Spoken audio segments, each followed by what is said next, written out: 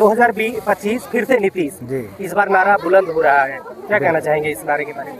देखिए 2025 फिर से नीतीश होंगे ही और 30 में भी फिर होंगे, इसमें कहीं दो राय नहीं है। क्योंकि इनका जो इतने समाज सेवी और इतने बड़े विकास पुरुष खास करके ये अपने बिहार में कोई नहीं बना। तो इनका जो विज़न है बहुत बड़ा है, जो लगातार उस पर काम किए जा रहे हैं। तो स्वाभाविक है हम लोग नीतीश जी के साथ हैं। 2025 फिर से नीतीश। अच्छा सर, आप कहाँ से हैं? जी मैं समस्तीपुर से ही हूँ। समस्तीपुर से हैं। जी, अभी बिल्कुल। हाल ही में समस्तीपुर में देखा जा रहा है कि जगह जगह पोस्टर लगाया गया है कि समस्तीपुर की बेटी। इसलिए हमने ये सवाल किया था कि आप कहाँ से हैं। तो क्या लोकसभा को देखते हुए, जैसे इस बार लोकसभा में जैसे संभावी जी जीते हैं, तो क्या समस्तीपुर की जनता जो है फिर से चेतना धाम जी को जिता रही है? देखिए बिल्कुल नहीं, जो एनडीए प्रत्याशी होंगे उन्हीं को जिताएगी और इसमें कहीं कोई दो राय नहीं है। क्योंकि जनता जगी हुई है और ऐसा फिर से वैसा नहीं होगा या इस तरह का बात नहीं कहेंगे कि जनता नीतीश जी के साथ है। तो स्वाभाविक है उनके जो प्रत्याशी होंगे उन्हीं को जिताएंगे। उन्हीं को जिताएगी। जैसे अभी हम यहाँ मोटिवा पंचायत अभी आ रहे थे, समस्तीपुर की सबसे मेन समस्या है जाम की समस्या। आप 100 से ज़्यादा जनसंपर्क भी कर चुके हैं, मेडिकल कैंप भी लगाते थे। तो फिर क्या आप समस्तीपुर की जनता को ये आश्वस्त करना चाहेंगे कि आपके आने के बाद ये जाम की समस्या से मुक्ति मिलेगी? बिल्कुल, मैं ज़रूर बताऊंगा कि आने वाले टाइम में जितनी समस्याएं हैं जाम की, उसके लिए कुछ विजन का ज़रूरत है। जो मेरे पास है उसको लागू किया जाएगा तो ज़रूर होगा और जाम की समस्या दूर हो जाएगी। सर, चिकित्सा के क्षेत्र में ऐसा क्या नहीं दिखा कि आपने राजनीति में पदार्पण किया? नहीं, चिकित्सा मेरी प्राथमिकता है। चिकित्सा में ही सेवा दिखा और सेवा दिखने के कारण मैं सेवा करने के लिए ही जनता के बीच आया हूँ। जो यहाँ भी लगता है बहुत तरह से लोग बीमार, सिर्फ बीमारी शरीर में ही नहीं है, आप देखेंगे समाज में भी बीमारी है, आपका परेशानियाँ हर घर में है। जो बीमारी के अलावा है उसको दूर करने वाला जनप्रतिनिधि सुनने वाला नहीं है।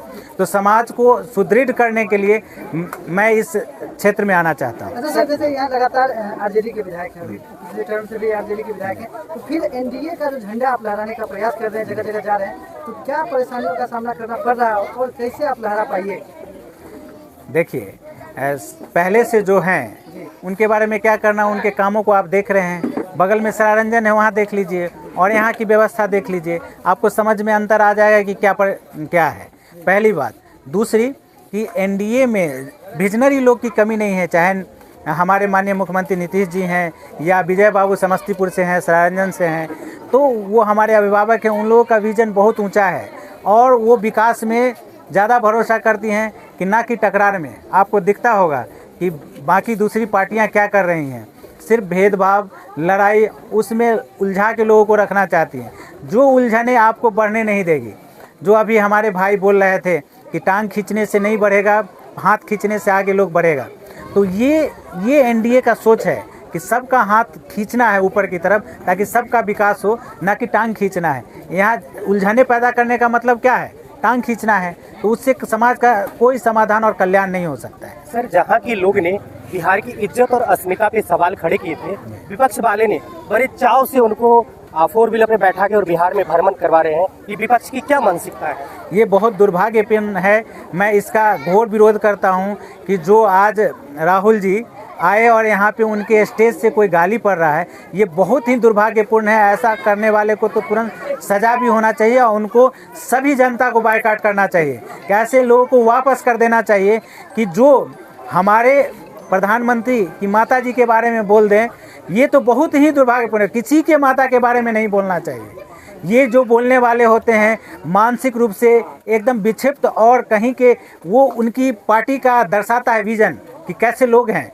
तो ऐसे लोगों से दूरी बनाना जरूरी है और उनको भगाना भी जरूरी है। सर, जैसे कि आप पहले जनता के बीच जा रहे थे, जनसंवाद कर रहे थे, जनसंपर्क कर रहे थे, तो आपके पीछे जो अभी ये बैनर दिख रहा है नीतीश जी का, ये तीर छापा, ये नहीं दिखता था। तो क्या इसको देखने से ये लग रहा है कि समस्तीपुर का जो है टिकट फाइनल होगा? क्योंकि आप सबसे ज़्यादा रेस में सबसे आगे थे, और लेकिन अब जो ये बैनर देखे जनता पूछ रही है, जनता के माध्यम से पूछे, क्या फाइनल हो गया? जी देखिए, ये हमारा जनसंपर्क जनसंवाद एक धारा है और एक इस तरह से हम लोग कार्यक्रम कर रहे हैं। हमारे दिल में नीतीश जी बसते हैं जब से उनका शासन आया, या पहले से भी हम सुना करते थे, और उनके दिखाए विचारों पर एक आइडियोलॉजी के साथ हम भी चलते हैं। और रही बात बैनर की, तो बैनर लगातार चल रहा था, चल भी रहा था उस तरह से जगह जगह आपका शायद दिखता भी होगा क्षेत्रों में, लेकिन एक इस तरह का बन नहीं पा रहा था कि एक मतलब जहाँ जनसंपर्क करे तो वहाँ भी रहे। लोगों ने सुझाव दिया, हमारे बड़े बुजुर्गों ने सुझाव दिया कि नहीं, जब आप मजबूती से खड़े हैं तो ये आपके साथ दिखना भी चाहिए। इसी वजह से आप एक आखिरी सवाल सर, जैसे जनसंवाद में आप जाते हैं, जनसंपर्क में जाते हैं, और अक्सर देखा जाता है कि आप शाम के समय ही जाते हैं, लोगों से मिलते हैं, पर्सनली मिलते हैं, तो लोगों की जो समस्या होती है उसका समाधान कैसे करते हैं?